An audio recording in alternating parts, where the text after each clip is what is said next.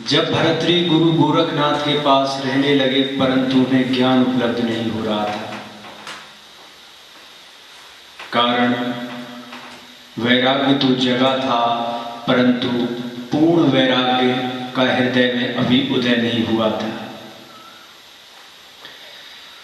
गुरु गोरखनाथ जितने अंतस के बारे में जानते हैं, शायद ही भारत में कोई ऐसा महायोगी रहा होगा जो गुरु गोरखनाथ के समतुल्य हो।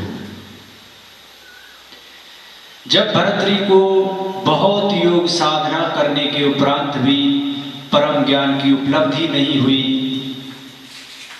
तो गुरु गोरखनाथ ने भर्तृ से कहा कि भर्तृ, तुम्हारा अभी संसार से मोह नहीं टूटा है, और जब तक संसार से मोह बना रहेगा तुम्हें कभी भी बुद्धत्व उपलब्ध नहीं होगा। भर्तृ ने अपने गुरु से पूछा कि हे गुरुवर, इसके लिए मुझे क्या करना होगा।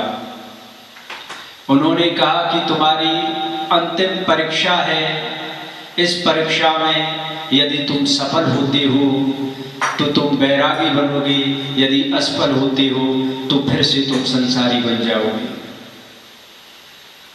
भर्तृ ने पूछा कि मेरी बुद्धत्व को उपलब्ध ना होने में सबसे बड़ा कारण क्या है। तो गुरु गोरखनाथ ने कहा कि तुम जिस रानी पिंगला को छोड़कर आए थे उससे तुमने गहरा प्रेम किया था, और आज भी जब भी तुम परम को उपलब्ध होना चाहते हो तो इसकी स्मृतियाँ, उसका मुखमंडल हमेशा तुम्हारे सामने बना रहता है, और पिंगला को भी तुम्हारे प्रेम का अनुभव होने लगा है। वो दिन रात आत्मग्लानि और पश्चाताप में जल रही है। जब तक तुम पिंगला का उद्धार नहीं कर देते तब तक तुम्हारा उद्धार नहीं हो सकता है। भर्तृ ने पूछा कि गुरुवर, मेरा और पिंगला का उद्धार कैसे होगा। तब गुरु गोरखनाथ ने कहा कि तुम्हें अपने महल दोबारा जाना होगा और अपनी रानी से माता कहकर भिक्षा मांगनी होगी, और जब तक तुम्हें पिंगला अपना पुत्र नहीं कह दे तब तक तुम्हें लौट कर नहीं आना है। भर्तृ झोली डालकर साधुओं का वेश धारण करके अलख निरंजन करते हुए अपने राजधानी की तरफ चला। नाथों का बड़ा अद्भुत शब्द है अलख। अलख का अर्थ होता है जो आ माने नहीं, लख माने देखा जा सकता है। ये ईश्वर के लिए प्रयुक्त किए जाने वाले अद्भुत शब्दों में से एक अद्भुत शब्द है अलख निरंजन। अलख यानी जिसे देखा ना जा सके, जो अदृश्य हो। अदृश्य यानी जो अचिंत्य हो, अचिंत्य यानी जो अरूप हो, वही अलख है, वही परमात्मा है। निरंजन जिसे माया कभी व्याप्ति नहीं है, वो निरंजन होता है।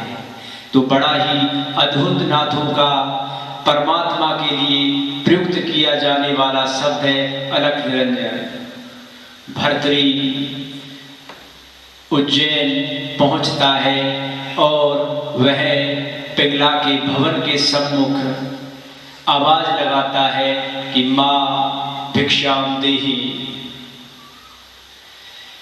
और दासी भिक्षा लेकर आती है। तब भर्तृ कहता है कि हे दासी, तुम पिंगला माँ को भिक्षा के लिए भेजो। जब पिंगला ने देखी कि कोई साधु है जो तुमसे भिक्षा मांगना चाहता है, तो जब पिंगला वहाँ बाहर निकल कर आई और उन्होंने भर्तरी को देखा तो वह भर्तरी के चरणों में गिर गई और कहने लगी कि हे महाराज, अपने स्वरूप में आइए, अपने पहले भेष में आइए। परंतु पिंगला जिस व्यक्ति को देख रही थी वो अब कोई और था।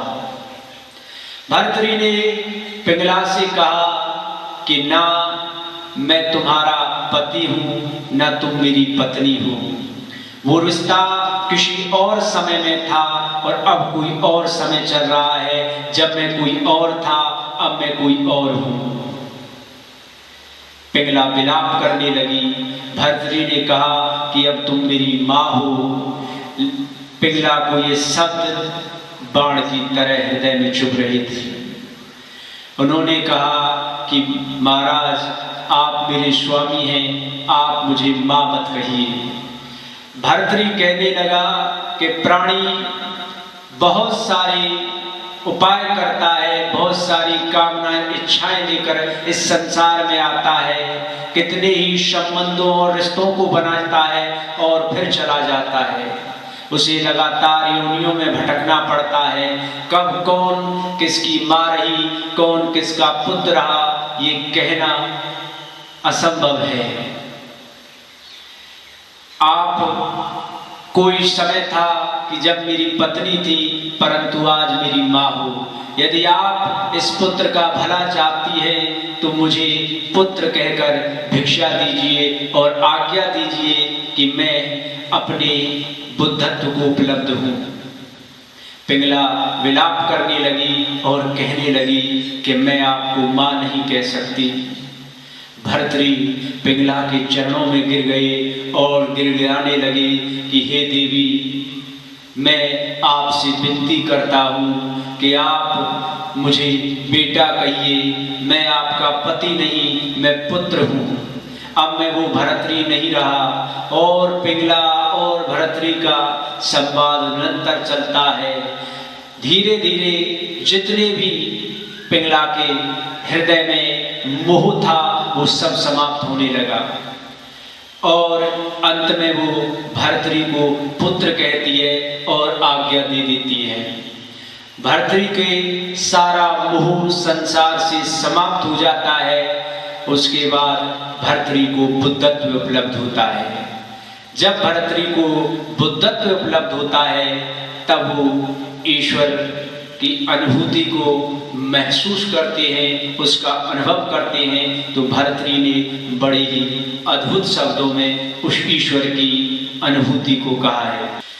भर्तरी ने कहा है कि दिक्कालाद्य नव छिन्नानंत चिन्ह मात्र मूर्तये स्वानुभूते कामनाय नमे शांताय तेजसी।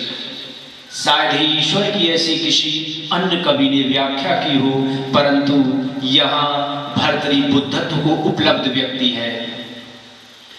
दिक् यानी दसों दिशाओं में, काल आदि यानी भूत भविष्य वर्तमान आदि कालों में जो व्याप्त है, अनवंचित यानी जो अखंड है, जिसे भेदा नहीं जा सकता है, जिसे खंडित नहीं किया जा सकता है, अनंत जो अंतहीन है। वह चेतन स्वरूप जिस परमात्मा को जानने के लिए चिन्ह मात्र मूर्त है, वो चेतन स्वरूप है परमात्मा, जिसे जानने के लिए स्वानुभूति यानी अपना अनुभव अति आवश्यक है। दूसरे के अनुभव से कभी भी परमात्मा को जाना नहीं जा सकता है, अपना अनुभव अति अनिवार्य है। जो परमात्मा को जानेगा वो स्वयं उसका अनुभव करेगा। एक माना है, उसका एक ही मानदंड है कि वो निजी अनुभव हो, निजी अनुभूति हो। शांताय तेजसे, उस शांत ज्योति स्वरूप को मैं नमे यानी प्रणाम करता हूँ। भर्तरी कह रहे हैं कि जो दसों दिशाओं में व्याप्त है, भूत वर्तमान भविष्य सभी कालों में जो विद्यमान है, अखंड अंतहीन एवं चेतन स्वरूप जिस परमात्मा को जानने के लिए अपने आत्मा से अनुभव करना ही एकमात्र मानदंड है, उस शांत तेज स्वरूप को मेरा प्रणाम है। परमात्मा को सिर्फ अपनी ही आत्मा के निजी अनुभव से जाना जा सकता है। इसके अतिरिक्त कोई उपाय नहीं है। कोई भी शास्त्र, कोई भी ग्रंथ कभी भी परमात्मा को जानने में सक्षम नहीं है। परमात्मा का मार्ग हमेशा नवीन और नूतन रहेगा। उसे खोजने के लिए व्यक्ति को आत्म अनुभव की अति आवश्यकता होगी। बिना आत्म अनुभव किए हुए कोई भी परमात्मा को उपलब्ध नहीं हो सकता है।